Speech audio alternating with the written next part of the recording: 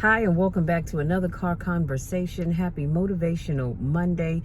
Here in the DMV area, it has been raining. It actually just stopped probably about 5 minutes before doing this video, but it's been raining all day long. It is currently 52 degrees outside. But guess what? Today has been a great day anyhow.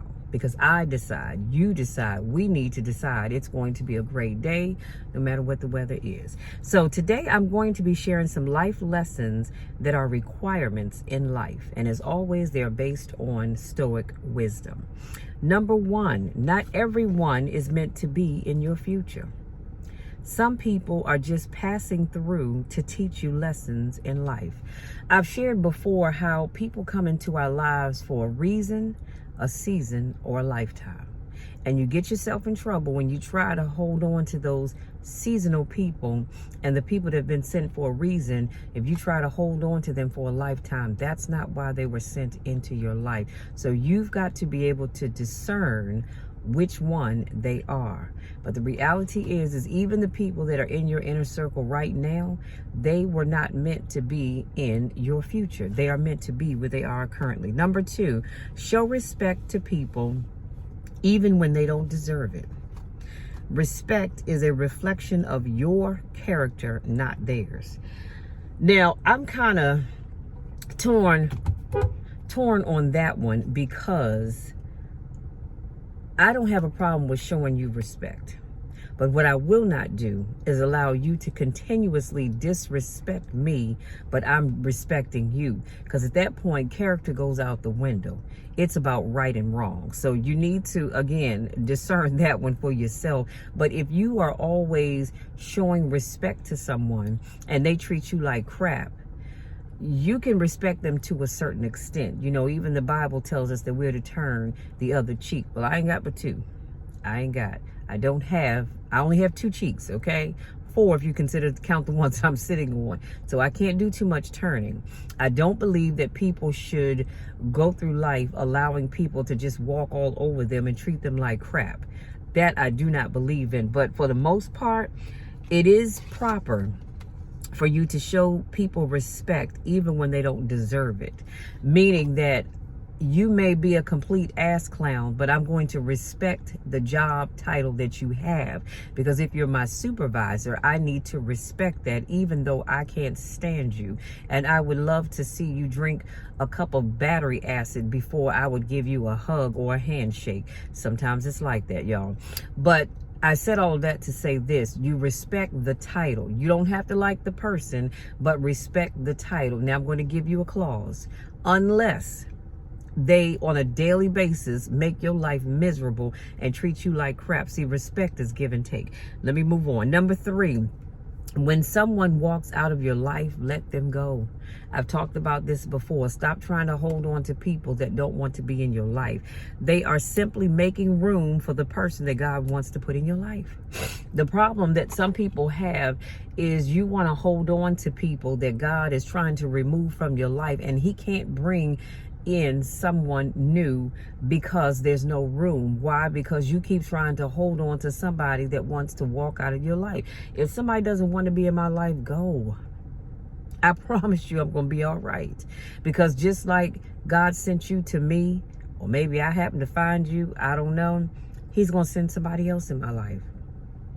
So I'm not getting all bent out of shape. Now I get it, you know, when you're younger, it hurts when people walk out of your life. But as you start to get older, we're more mature now. You've got to let people go. Don't you dare force anybody to stay in your life if they don't want to be there. Excuse me, y'all. My sinuses are draining. Number 4, sometimes you just have to stay silent because no words can explain what's going on in your mind and in your heart. I don't know about you, but I've had times, not many, but I've had times where I really couldn't find the words to express how I was feeling about something because it was just too overwhelming. And I shared in my motivational moment post that I did this morning on TikTok as well as here on YouTube and on Instagram.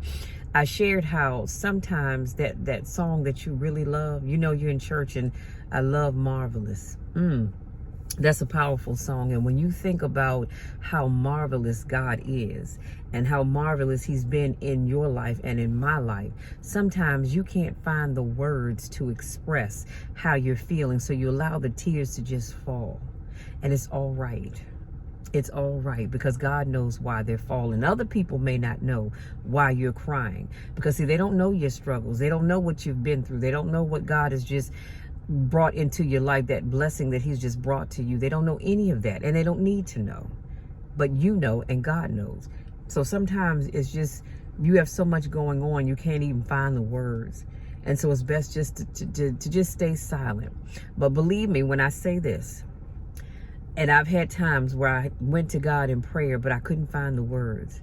And all I could do was just cry. Someone from on the outside looking in may go, well, if you're having prayer and meditation, all you're doing is crying. What is that? Guess what? God understands those tears. He knows why you're crying. He knows it all. He knew it all before it even happened. So sometimes, again, it's all right to stay silent. Sometimes you're going to have to stay silent, because you really will not be able to find the words to express how you're feeling. Number 5, the happiest people you know are evaluating and improving themselves. The unhappy people are usually evaluating and judging others. Come on, somebody. That is so true. When you see happy people, it's because it's not necessarily that life is perfect, because the reality is that life is never going to be perfect. Okay. There is no such thing. But when you see happy people, typically those are people who are getting back on track. Those are people who are reinventing themselves. Those are people who are living their best lives, while the unhappy people sit around judging others. Isn't it funny how you see unhappy people and all they do is judge other people? Oh, look at her. She thinks she's all of that. I remember when. Or look at him. He thinks he's all of that. I remember when. People always remember when, but they never want to share in the good stuff that's happening now. That really bothers me about people. When the first thing that comes out of their mouth is, oh yeah, they happy now, girl, but I remember when that man left her, or I remember when she lost her job, or she lost her home, or she lost her car, or she lost her husband, or he lost his wife, or whatever it is that they lost. They can always bring that up. But they never point out the fact that you're happy. They never point out the reasons why you're happy. They never point out the fact that you reinvented yourself. You are this whole new person. Maybe you got a whole new hairstyle, a whole new hair color. Maybe you bought a different car. Maybe you moved on the other side of town. Maybe you got a new job. Maybe you found a new boo, okay? They don't want to talk about that. They just want to talk about your past. Well, you know what? In the famous words of Medea, your past is like your big ass. It's behind you. So we don't need to keep bringing up the past. So when somebody, I'm going to leave you with this, and I'm going back to my notes. When somebody wants to bring up your past, you give them your best smile. And you say, you know what? That was the old me. I'm a new person now. It's just like before you get baptized, the old you is gone. You are now a new creature in God's sight. Number 6, a wise person knows there is something to be learned from everyone. There is something to be learned from everyone. I wake up every day and my prayer is, Lord, teach me something today that I did not know yesterday. It can be something small. It can be something minuscule. I was looking at a video earlier, and it was talking about, I think it's like 15 places in the world that you really would not want to go because they're dangerous places. And they showed this mountain, and people were hiking up the mountain. And it was talking about how sometimes as people are not sometimes, oftentimes when you're hiking up that mountain, because it's so cold and the air is so thin up there, people have actually died, and the bodies are still there. The bodies are still there. I don't know about you all, but that would freak me out. First of all, I wouldn't be, but if I were climbing up a mountain and I see a dead body or several dead bodies, and I forgot, the narrator said something about it was too dangerous trying to bring the bodies down off the hill. I just can't even wrap my mind around seeing something like that, let alone being the loved one of someone who has died and they're still up on this mountaintop. So anyway, I learned something new. I learned something new about all these places that are so deadly that you just couldn't live there for one reason or another. So make sure every day you are learning something new. Doesn't have to be anything big and elaborate, but find one thing, just one thing that you can learn new every single day. Number 7, you will never change your life until you change something you do daily. I'm going to say that one more time. You will never change your life until you change something that you do daily. The secret of your success is found in your daily routine. Something that you are doing every day is keeping you from being the best that you can be. Now, what that is, I don't know, because I don't know your daily routine and I don't need to know. But something that you're doing every day is keeping you from being the best you possible. So I need you to sit down, pull out pen and paper, and write down your routine from the time you get up in the morning until the time that you go to bed. And then figure out what is it in your daily routine that you need to change. Some of you can't get ahead because you spend too much time coming home and playing the video game instead of learning your craft. If you want to start a business, you need to be reading business books. You need to be reading books on how to build wealth, if that's what it is that you want to do. Whatever it is you need to do, you need to be spending more time doing that and less time playing video games. But again, something in your daily routine is keeping you from getting to the next level. But then we want to sit back and we want to point the finger at everybody else. And guess what? You know that old saying, when you're pointing the finger at somebody else, these 3 right here, they're pointing back at you. So be careful about pointing the finger. It's not their fault. It's your fault. If you're on a job and that job has no promotion potential, but you choose to stay there for 30 and 40 years and now you're retiring, and you point the finger and say, well, they didn't value me. Well, guess what? You didn't value you either, because you could have taken your behind on someplace else. No, it was convenient. You got comfortable. And your daily routine was to come in, do your job, and go home. And you hoped that upper management was going to see your efforts and promote you. And so you hung in there. And you waited and you waited and you waited. And guess what? It didn't come. It's you. It's not them. Let me move on. Back to my notes. And number 8, last but not least, everyone can say, I love you, but not everyone really means it. So believe it when you see it and not when you hear it. When someone says, Michelle, I love you, and I go, okay, great, I love you too. Now keep in mind, I love to share with people that I can love you with the love of Christ, not the love of Michelle, because sometimes that does happen, depending on who it is, but I digress. But people can say that they love you, but if their actions don't show that they love you, that's a problem. That's a huge problem. I shouldn't have to hear you tell me you love me, but your actions say otherwise. Now, granted, love comes in different forms. I love some people a little bit differently than I love others.